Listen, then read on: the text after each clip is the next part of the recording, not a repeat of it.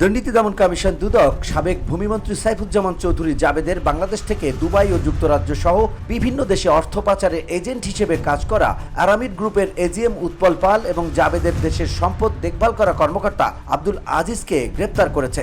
গেল বুধবার চট্টগ্রামের আগ্রাবাদ এলাকা থেকে তাদের দুজনকে গ্রেপ্তার করা হয়। বৃহস্পতিবার চট্টগ্রাম মহানগর দায়রা জজ আদালতে উপস্থাপন করে তাদের 7 দিনের রিমান্ড আবেদন করা হয়েছে।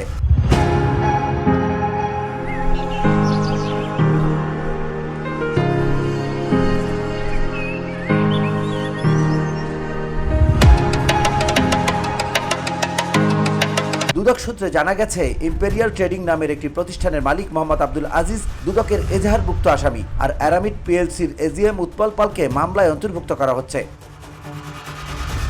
দুদক সূত্রে আরও জানা যায়, সাইফুজ্জামান চৌধুরীর বিদেশের সম্পদ অর্জন ও দেখাশোনার দায়িত্বপ্রাপ্ত কর্মচারী উৎপল পাল। তিনি সাইফুজ্জামানের দেশ থেকে দুবাই ও দুবাই থেকে যুক্তরাজ্য সহ বিভিন্ন দেশে অর্থ পাচার প্রক্রিয়ার গুরুত্বপূর্ণ অংশ, অর্থাৎ উৎপল পালকে মাস্টারমাইন্ড হিসেবে দেখছে দুদক team.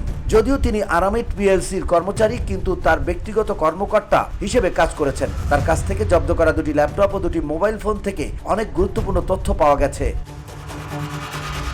VOD Bangla news desk.